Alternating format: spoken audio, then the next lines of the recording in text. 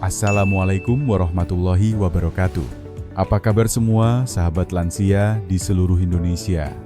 Pernah nggak sih Bapak Ibu merasa dulu bisa jalan kaki ke pasar, sekarang baru 5 langkah saja sudah ngos-ngosan atau bangun tidur badan kaku semua? Jantung berdebar, nafas pendek. Saya Raka, dan saya terus terang khawatir ibu saya makin sering lupa. Bapak saya makin sulit bangun pagi. Saya takut kalau terlambat menyadari, semua akan jadi penyesalan. Makanya, hari ini saya mengundang sosok yang luar biasa. Beliau sudah lebih dari 30 tahun mendedikasikan hidupnya untuk kesehatan lansia. Beliau juga adalah penulis buku sehat di usia emas dan pembuat program nasional Alzheimer di Indonesia, langsung dari Jakarta Bali Senior Care Center. Mari kita sambut Dr. Siti Setiati.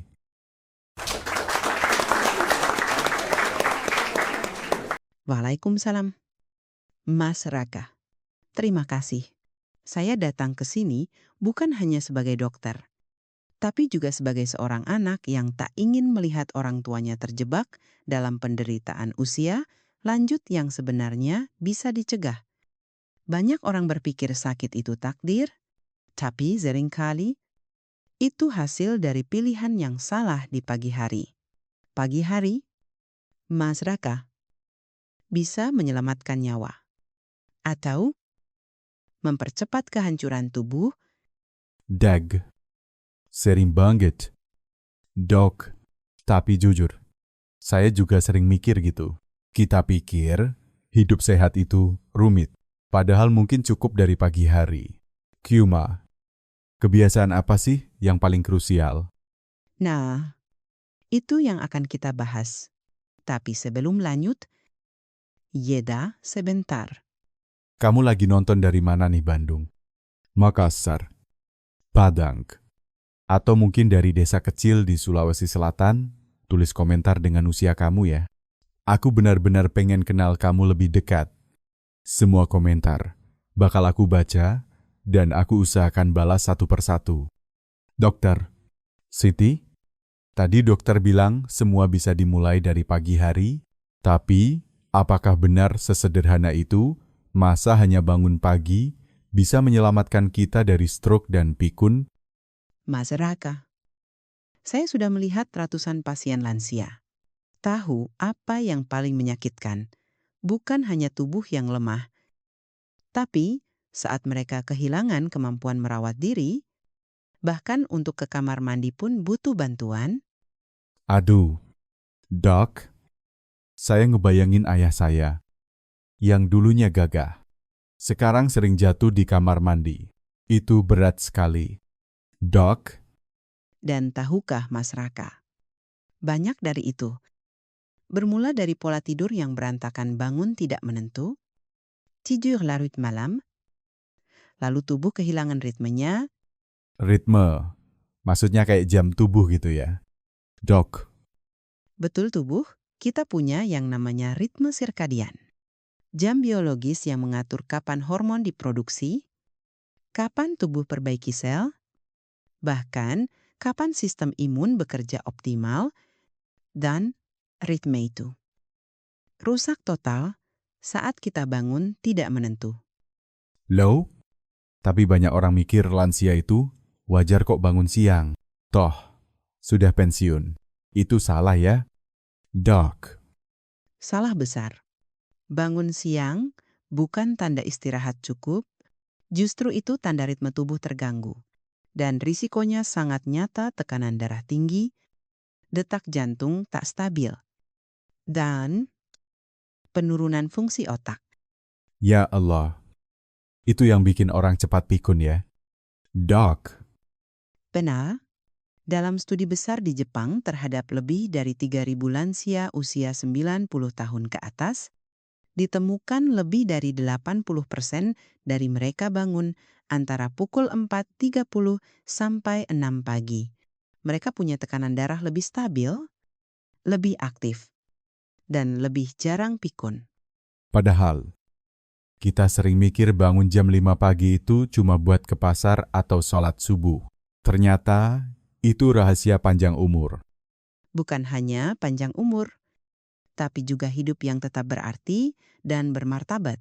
Bayangkan Mas Raka, seorang kakek di Yogyakarta bangun jam 5, zalat, zubuh, lalu menanam cabai di kebun kecilnya.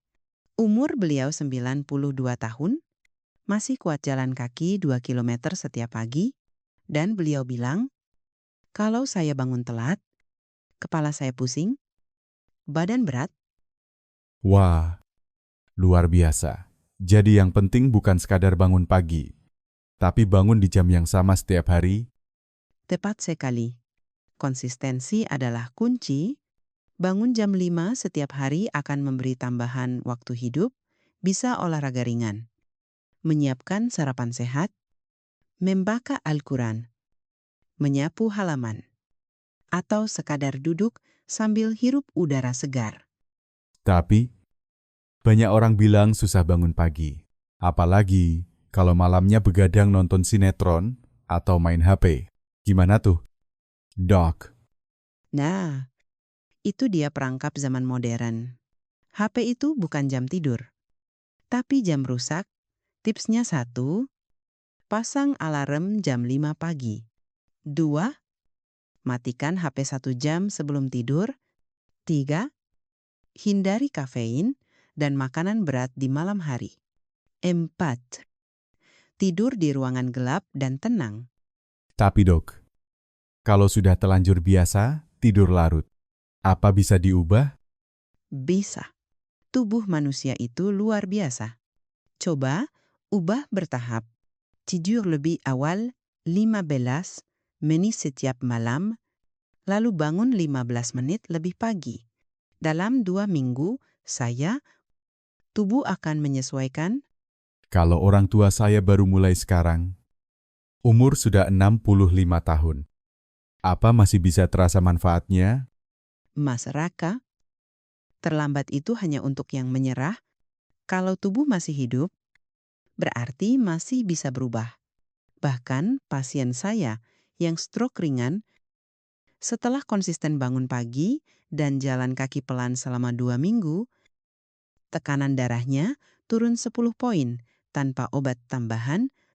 Wah, jadi ini bukan teori ya, tapi nyata di lapangan? Nyata, sangat nyata. Dan jangan lupa, saat bangun pagi di waktu yang sama, tubuh memproduksi hormon melatonin dan kortisol dengan ritme yang stabil. Ini bikin mood lebih tenang, konsentrasi lebih baik, dan risiko jatuh lebih kecil. Dok, ini jujur bikin saya pengen ubah alarm saya malam ini juga. Silakan. Dan ajak orang tua Mas Raka juga, karena kalau kita ingin, mereka tetap bisa mandiri, tidak menjadi beban, tidak merasa tidak berguna.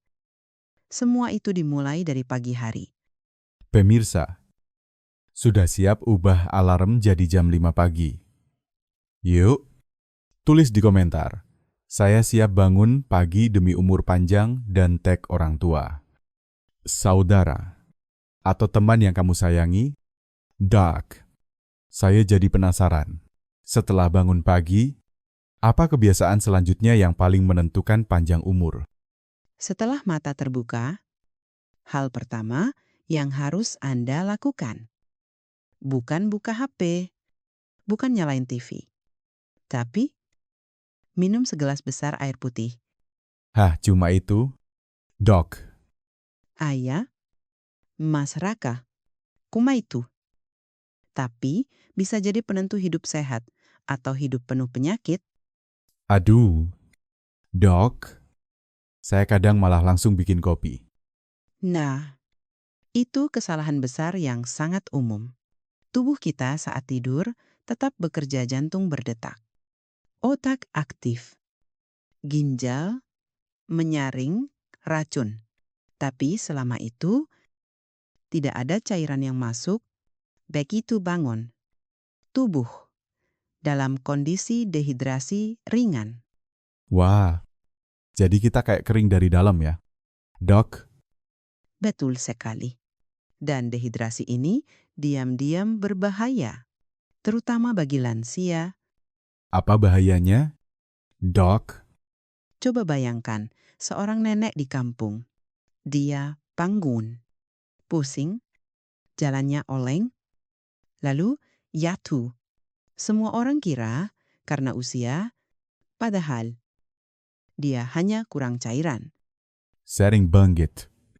Dok, Dehidrasi ringan bisa sebabkan tekanan darah tidak stabil, jantung berdetak tidak teratur, sulit buang air besar, infeksi saluran kemih, konsentrasi menurun, dan memicu kejatuhan yang mematikan. dok. Ini benar-benar bukan hal sepele ya. Sama sekali tidak sepele. Dalam studi oleh National Institute on Aging, lansia yang rutin minum air setelah bangun tidur punya risiko stroke 20% lebih rendah dan penyakit ginjal 30% lebih rendah. Subhanallah. Jadi hanya dengan segelas air putih, kita bisa jauh dari stroke. Betul.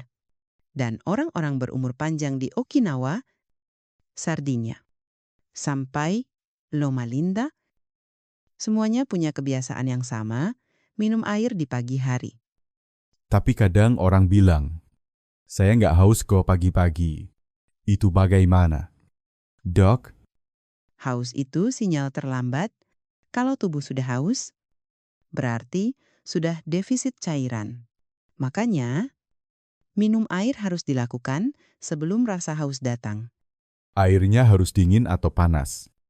Dok, Lebih baik air hangat, bisa ditambah irisan jeruk nipis atau sedikit madu alami untuk bantu pencernaan dan detoksifikasi hati.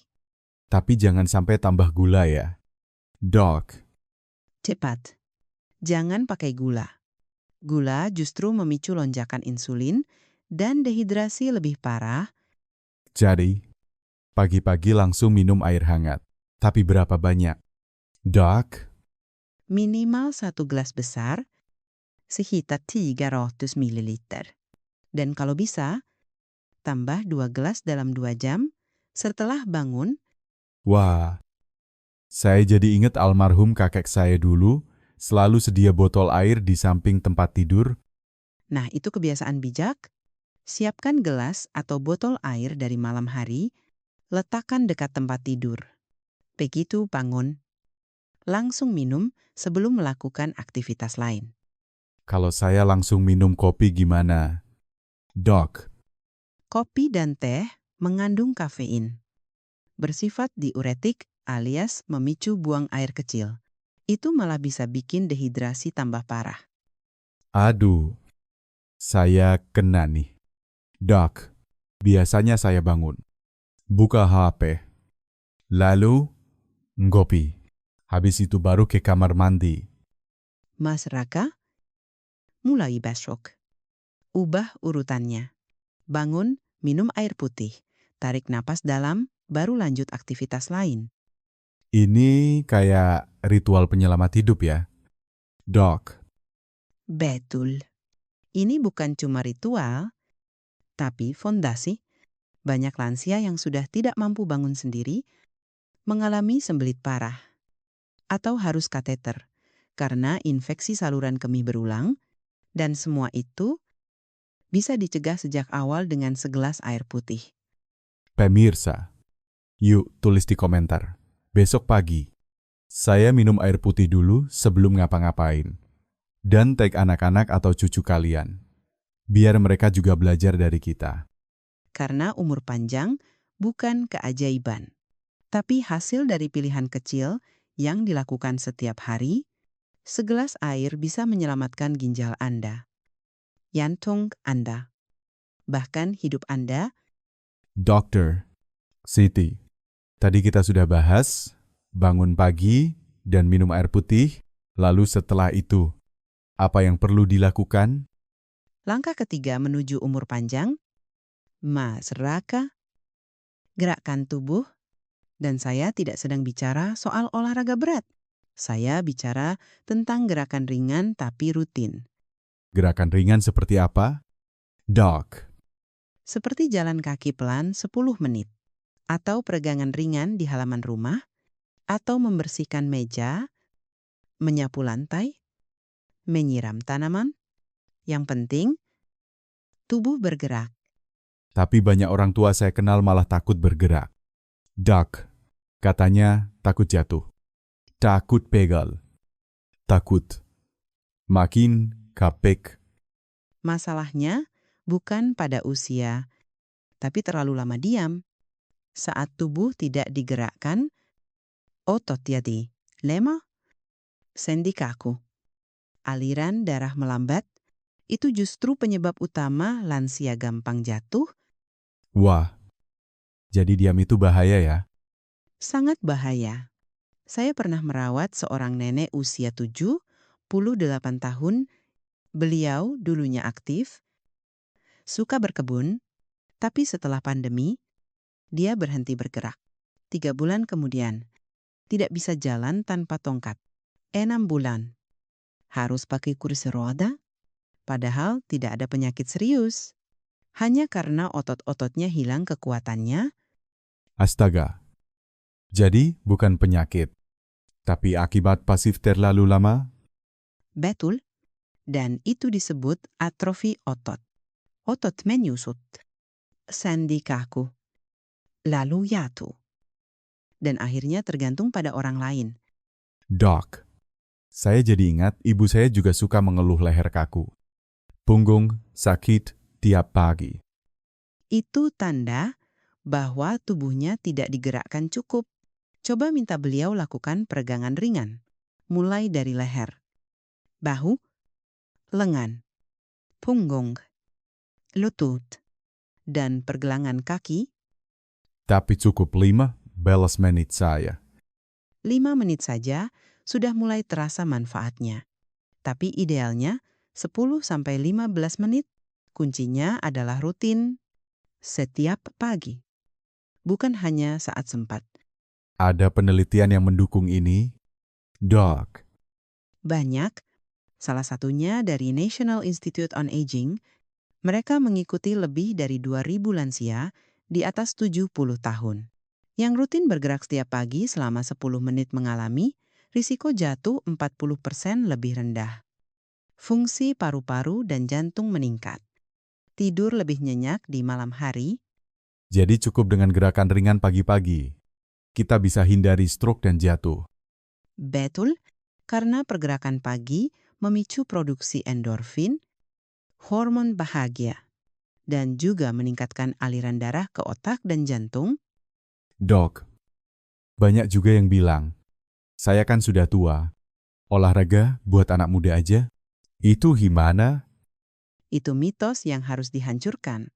Justru karena sudah tua, maka wajib bergerak. Kalau tidak, tubuh akan menua lebih cepat. Apa saja aktivitas yang bisa dilakukan orang tua di rumah? Dok. Banyak sekali. Jalan pelan keliling rumah, mengayuh sepeda statis, menyapu halaman, senam lansia dari video YouTube, zumba ringan, syalat subuh dengan gerakan pelan, asterisk bahkan. Menari diiringi musik dangdut kesukaan. Wah, itu menyenangkan ya. Iya, kesehatan, bukan selalu serius dan kaku. Kadang, yang kita butuhkan hanya musik ceria dan niat konsisten. Kalau tidak punya alat olahraga, Tidak masalah. Gunakan tubuh sendiri. Gerakan tangan, angkat tumit, putar bahu, atau ikut senam dari TVRI pagi-pagi. ada waktu terbaik nggak? Dok. Waktu terbaik adalah setelah bangun tidur, setelah minum air, saat itu tubuh masih segar, udara pagi masih bersih. Kalau pagi hujan dan dingin, Gerak di dalam rumah, tidak harus keluar, yang penting tidak diam. pesan terakhir, Dok. Mas Raka dan semua pemirsa, tubuh manusia tidak dirancang untuk duduk seharian. Air yang mengalir tidak membusuk, begitu juga tubuh kita. Gerakkan dia, dan dia akan tetap muda. Diamkan dia, dan dia akan cepat rusak. Pemirsa, yuk komen. Saya janji akan gerakkan tubuh setiap pagi. Dan bagikan video ini ke orang tua atau teman yang butuh motivasi. Karena hidup sehat tidak dimulai di rumah sakit, tapi dari halaman rumah kita sendiri. Dokter, Siti, kita sudah bahas gerak badan, minum air, dan bangun pagi. Tapi ada satu hal yang paling ditunggu banyak orang. Sarapan. Apa benar sarapan itu bisa menentukan panjang pendeknya umur kita? Bukan hanya umur, Mas Raka, tapi juga fungsi otak, kadar gula darah, kekuatan sendi. Bahkan, suasana hati sepanjang hari. Wah, segitunya. Tapi banyak orang bilang, saya nggak biasa sarapan. Dok, atau sarapan tuh berat. Harus nasi biar kuat. Dan itulah kesalahan terbesar. Sarapan bukan soal berat atau kenyang, tapi soal kualitas. Justru banyak orang tua yang sarapan nasi uduk, gorengan, mie instan, lalu jam 8 sudah ngantuk, lemas, dan kari kopi manis. Itu lingkaran setan yang merusak tubuh perlahan. Loh, nasi uduk kan enak. Dok, Enak, tapi juga penuh minyak, lemak jenuh, dan karbohidrat tinggi. Hasilnya, gula darah naik drastis, tubuh cepat lelah, peradangan dalam tubuh meningkat, otak sulit fokus, risiko diabetes melambung. jadi sarapan itu bisa memicu penyakit? Tentu, sebuah studi dari European Journal of Nutrition menyebutkan bahwa lansia yang sarapan dengan makanan tinggi gula dan rendah serat mengalami penurunan daya ingat 25% lebih cepat. Sebaliknya, yang sarapan sehat punya fokus, energi, dan suasana hati yang lebih baik. Jadi, sarapan sehat itu seperti apa? Dok, jangan-jangan mahal. Justru sangat terjangkau. Coba dengar ini. Tempe kukus atau ditumis ringan, pisang matang, air kelapa muda asli, telur rebus 1 butir, sayur rebus seperti bayam atau daun kelor, oat campur potongan buah segar kalau ada, roti gandum kalau mampu. Kalau tidak, pakai ubi rebus atau singkong. Loh, itu semua ada di pasar tradisional. Betul, kita sering mengejar yang modern. Padahal makanan terbaik justru ada di kampung kita sendiri. Tapi tempe itu kan makanan biasa. Dok, apa bisa cegah pikun? Mas Raka, kita pikir tempe cuma makanan sederhana, tapi ini adalah pahlawan bagi jantung dan otak. Tempe mengandung isoflavon dan probiotik yang membantu menurunkan peradangan, menguatkan imun, dan menjaga fungsi otak. Luar biasa. Terus pisang gimana? Pisang adalah sumber kalium alami, membantu menjaga tekanan darah tetap stabil, juga mengandung serotonin alami, hormon kebahagiaan. Air kelapa. Air kelapa bukan hanya menyegarkan, tapi juga kaya elektrolit alami, bisa membantu mengontrol tekanan darah, mencegah dehidrasi, dan menjaga keseimbangan cairan tubuh. Banyak orang pikir itu cuma minuman pantai. Padahal, itu bisa menyelamatkan dari stroke. Wow, ini kayak dapur jadi apotek ya.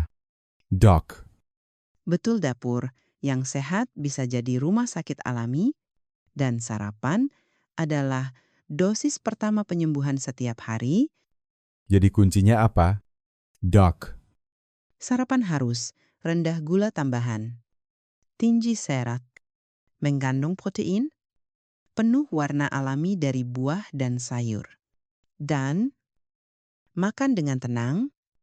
tenang. Ayah, jangan makan sambil berdiri, sambil marah-marah, atau sambil nonton berita negatif. kunyah pelan. Nikmati rasa makanan. Itu membantu pencernaan dan membuat otak tahu kapan kenyang. Tipsnya, Dok. 1. Siapkan menu malam sebelumnya. 2. Sediakan buah potong atau tempe kukus sejak malam. 3. Bangun lebih awal 15 menit supaya bisa sarapan dengan tenang. 4. Ajak keluarga sarapan bersama. Dok, bagaimana kalau nggak lapar di pagi hari? Itu tanda metabolisme lambat. Coba mulai dengan buah atau air kelapa. Sedikit demi sedikit. Tubuh akan terbiasa. Ingat, sarapan bukan soal porsi, tapi soal awal yang sehat. Pemirsa, yuk tulis di komentar. Saya siap ubah sarapan jadi senjata anti pikun dan mulai besok. Ganti nasi uduk dan gorengan dengan tempe dan pisang. Kalau ingin umur panjang dan otak tetap tajam sampai usia 90 tahun. Jangan lewatkan sarapan sehat setiap pagi. Karena makanan di piring Anda adalah obat atau racun. Dok, kita udah bicara tentang gerakan, sarapan, dan air putih. Tapi kalau pagi-pagi masih sumpek, pikiran kacau. Apa semua itu bisa tetap efektif? Pertanyaan bagus, Mas Raka. Karena kesehatan itu tidak hanya tubuh, tapi juga jiwa dan pikiran. Dan kebiasaan pagi yang sering dianggap remeh adalah merenung bertua atau bersyukur. Wah, itu seperti ibadah ya. Dok, Bisa dalam bentuk ibadah, tapi intinya adalah koneksi dengan diri sendiri dan Sang Pencipta. Banyak orang lanjut usia merasa kosong.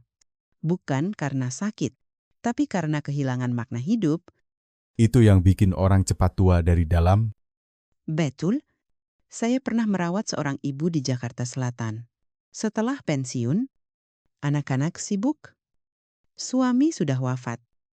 Beliau merasa hidupnya hampa, tapi suatu hari, beliau mulai menulis jurnal syukur setiap pagi. Menuliskan hari ini saya masih hidup. Hari ini saya lihat matahari. Hari ini saya masih bisa menyeduh teh sendiri. Dan ajaib. Hanya 2 minggu. Tekanan darahnya lebih stabil, wajahnya lebih cerah. Dok, itu luar biasa. Ternyata syukur bisa menyembuhkan. Secara ilmiah, iya, bidang ilmu bernama psikoneuroimunologi membuktikan bahwa rasa syukur menurunkan kortisol, hormon stres, dan meningkatkan serotonin dan dopamin, hormon bahagia. Ini langsung berpengaruh ke imunitas tubuh, tekanan darah, gula darah, dan kualitas tidur. Wah, jadi cukup dengan duduk tenang dan bersyukur. Tubuh bisa jadi lebih sehat. Iya, dan yang penting konsisten. Mulai dari 3 sampai 5 menit. Duduk tenang di teras, dekat jendela, atau di musola kecil. Tarik napas dalam-dalam, ucapkan hal-hal yang disyukuri, atau sebut nama orang yang ingin didoakan. Kalau tidak bisa menulis, bagaimana? Tidak apa-apa, bisa dibatin dalam hati. Bisa juga sambil zikir, atau membaca ayat pendek dari kitab suci. Yang penting adalah ketenangan dan kesadaran penuh.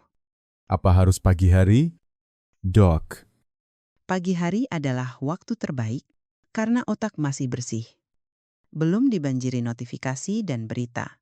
Dan efeknya bisa menjaga suasana hati positif sampai malam. jadi bukan cuma ibadah, tapi juga strategi kesehatan. Benar, dan ini bukan hanya untuk yang religius.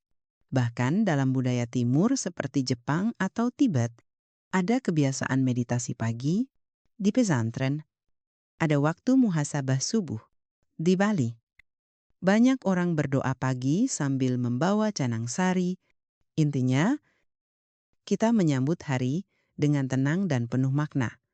Kalau saya sendiri, Sering pagi-pagi langsung buka WA Group, lihat berita politik, lalu emosi.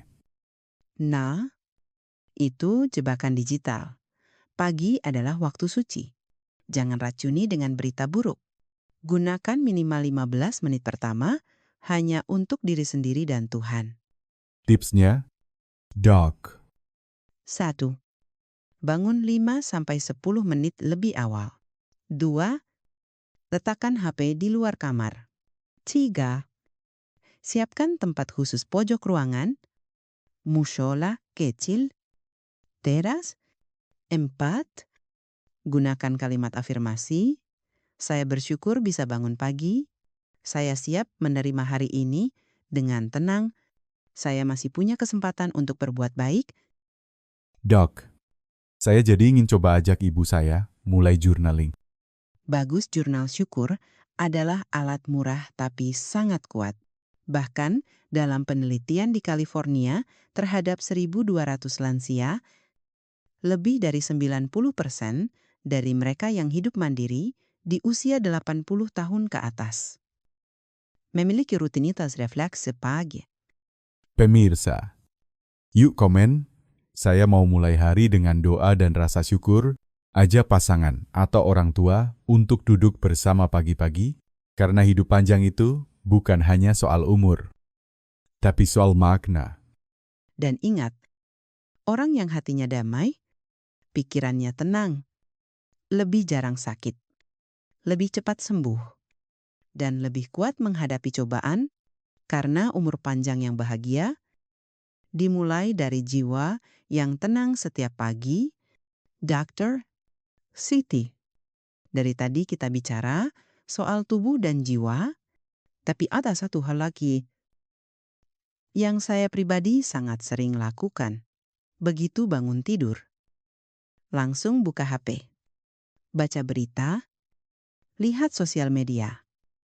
Dan itu bisa jadi racun paling awal yang masuk ke otak kita. Mas Raka, bayangkan, baru bangun pagi.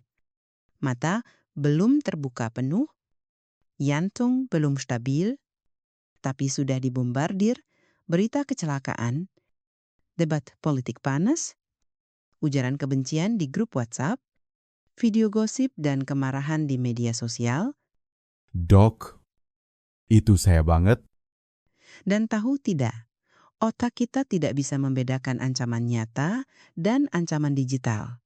Begitu menerima info negatif, otak menganggap kita dalam bahaya. Akibatnya hormon stres meningkat, tekanan darah naik, nafas jadi pendek, sistem imun melemah. Jadi, hanya karena lihat berita, tubuh masuk mode siaga. Benar, dan efeknya bisa bertahan 8 jam ke depan. Itu hasil studi dari Harvard University. Bayangkan, 8 jam penuh stres. Hanya karena 3 menit konten negatif di pagi hari. Luar biasa. Tapi zaman sekarang, susah ya Dok, untuk lepas dari HP. Betul, tapi bukan soal lepas total. Yang penting adalah mengatur waktu paparan. Jangan buka ponsel minimal 30 menit pertama setelah bangun. Gunakan waktu itu untuk diri sendiri, bukan untuk dunia luar.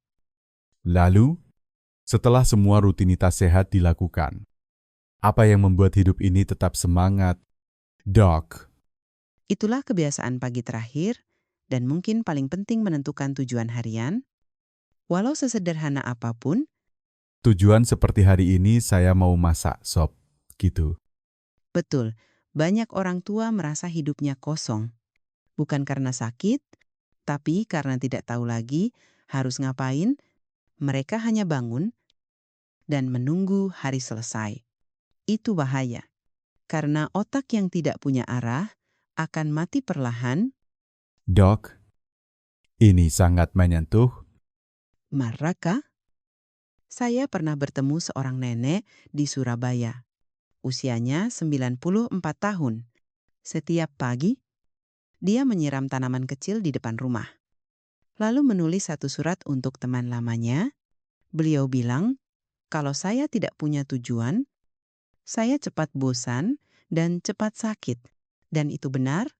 Dalam studi dari Rush University, di Chicago, orang tua yang punya tujuan harian punya risiko Alzheimer 2,5 kali lebih rendah. Loh, jadi otak bisa tetap aktif karena kita punya niat tiap pagi.